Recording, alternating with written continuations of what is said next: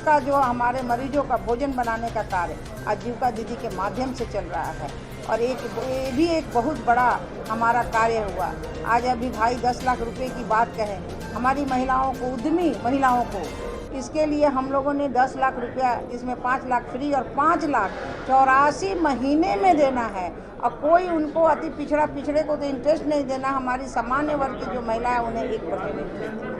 तो इस तरह की बात जो है हम लोगों के साथ में है और सारे काम चल रहे हैं। आप कह रहे हैं कि 19 लाख कहाँ से लाइएगा, आपको आश्चर्य लगेगा कि आप देखिए जो भी कोरोना काल में हमारे जो बच्चे आए हैं, जो आज काम कर रहे हैं, बीटेक के बच्चे, एमटेक के बच्चे, सारे बच्चे जो मिल के जो अपने अपने गांव में अपनी अपनी गांव की मिट्टी के सुगंधित के लिए जो काम कर रहे हैं। आज केले के जो थम है उससे बैग बनना, बहुत हमारी पेंटिंग कलाएँ आज हम लोग बाहर भेजे थे।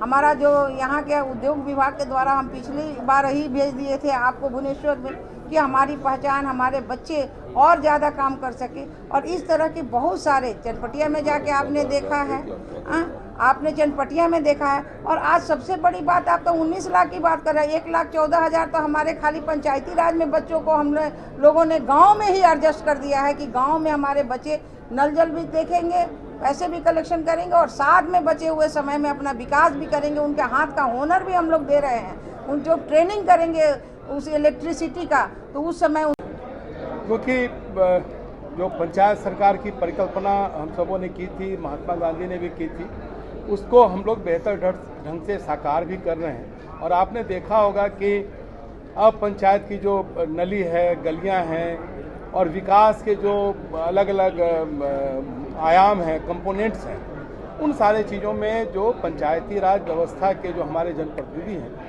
उनको हम सबों ने शक्ति प्रदान की है। इसीलिए हम सब चाहते हैं कि जो सरकार के द्वारा जो एजेंडे हैं और भारत सरकार के द्वारा जो राज्य की हिस्सेदारी मिलती है उसको भी पंचायत स्तर तक हम देते हैं। स्थानीय जो निकाय हैं उनको हम लोग शक्ति भी प्रदान किए हैं और राशि भी देते हैं। तो वो कार्य बेहतर ढंग से दिखे, इसके लिए अपने कार्यकर्ताओं को पंचायती राज व्यवस्था के चुनाव में भी आगे बढ़कर वो चुनाव में जाएं और पंचायती राज व्यवस्था एक मजबूत वाहक हमारे कार्यकर्ता भी बने। कुल मिलाकर यही दल चाहता है। अब मैं बिहार प्रदेश का 2 दिवसीय प्रदेश कार्य समिति का अभी समापन हो गया है। इस पूरी कार्य समिति में हमें 2 केंद्रीय मंत्री श्री रविशंकर प्रसाद जी, श्री गिरिराज सिंह जी, इसके अलावा बिहार सरकार के 6 मंत्रियों का, हमारे दोनों सम्मानित उप मुख्यमंत्रियों का, राष्ट्रीय उपाध्यक्ष श्री राधा मोहन सिंह जी का और राष्ट्रीय प्रभारी, बिहार के प्रभारी और राष्ट्रीय महासचिव श्री भूपेंद्र यादव जी का मार्गदर्शन बिहार भारतीय जनता पार्टी को मिला है। बिहार भारतीय जनता पार्टी ने अपने जो घोषणा पत्र 19 लाख रोजगार के अवसर देने का जो संकल्प लिया था, हम उसको लागू कराने के लिए पूरा प्रयास और उसकी रूपरेखा कैसे करेंगे, इसकी एक विस्तृत चर्चा इस कार्य समिति में हुई है। बिहार सरकार को भी मैं आभार व्यक्त करता हूं कि हमने जो पहला वादा किया था कि कोरोना का मुफ्त टीका प्रत्येक नागरिक को उपलब्ध कराएंगे, उसको भी पूरा करने का कार्य किया है। हार्ट में जिनको छेद है उनका मुफ्त ऑपरेशन करने का भी वादा हमने पूरा किया है।